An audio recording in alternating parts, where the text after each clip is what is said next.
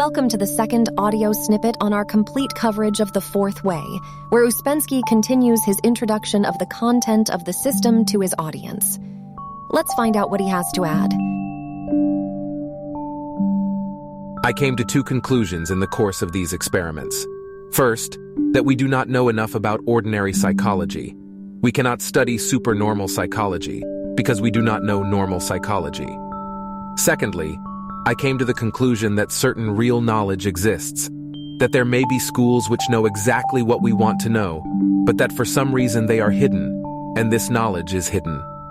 So I began to look for these schools. I traveled in Europe, Egypt, India, Ceylon, Turkey, and the Near East. But it was really later, when I had already finished these travels, that I met in Russia during the war a group of people who were studying a certain system which came originally from Eastern schools. This system began with the study of psychology, exactly as I had realized it must begin. The chief idea of this system was that we do not use even a small part of our powers and our forces. We have in us, so to speak, a very big and very fine organization, only we do not know how to use it.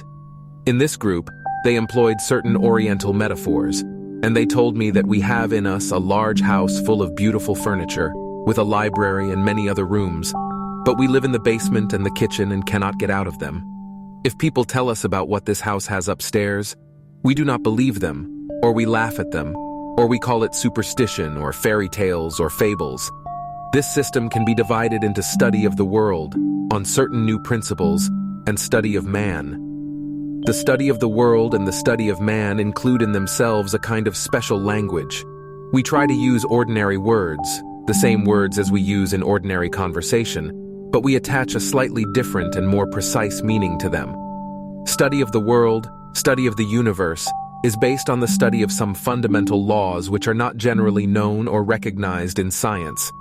The two chief laws are the law of 3 and the law of 7, which will be explained later. Included in this, and necessary from this perspective, is the principle of scale, a principle which does not enter into ordinary scientific study, or enters very little. The study of man is closely connected with the idea of the evolution of man, but the evolution of man must be understood in a slightly different way from the ordinary. Ordinarily, the word evolution applied either to man or to anything else presupposes a kind of mechanical evolution.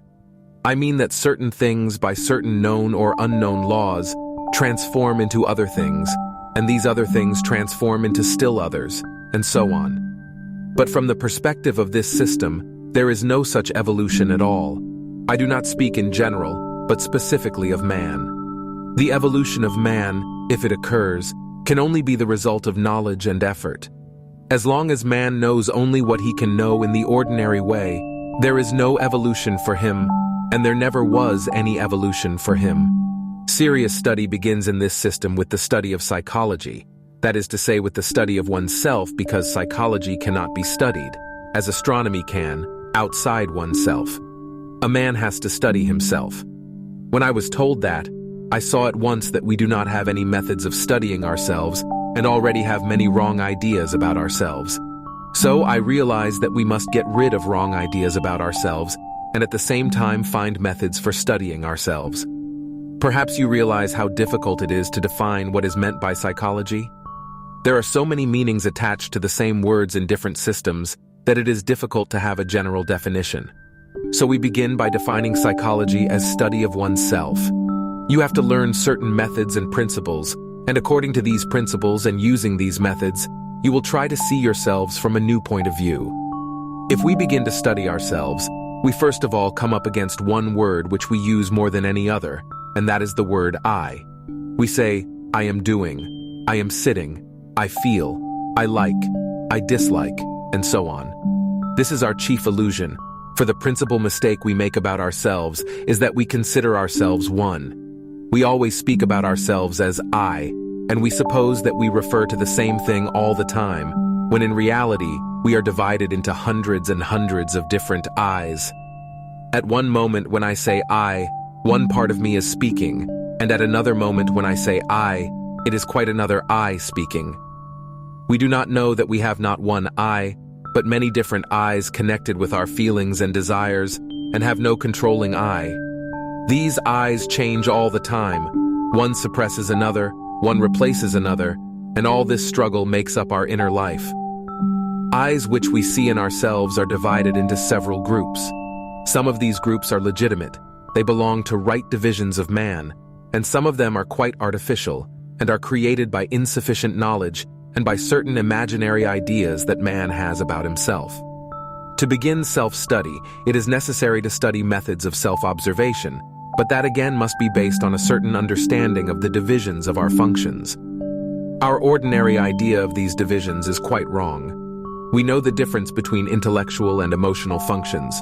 For instance, when we discuss things, think about them, compare them, invent explanations or find real explanations, this is all intellectual work, whereas love, hate, fear, suspicion, and so on are emotional. But very often, when trying to observe ourselves, we mix even intellectual and emotional functions. When we really feel, we call it thinking, and when we think, we call it feeling. But in the course of study, we shall learn in what way they differ. For instance, there is an enormous difference in speed, but we shall speak more about that later. It is clear that the concepts of the system of the fourth way are very different from the ones found in ordinary psychology. It must be noted, though, that the notions about psychology today have significantly evolved since Ouspensky's time, but still, his reflections are quite relevant today. What is your take on this? Leave your thoughts in the comments or join our free online classrooms. Links in the description. Thanks for watching.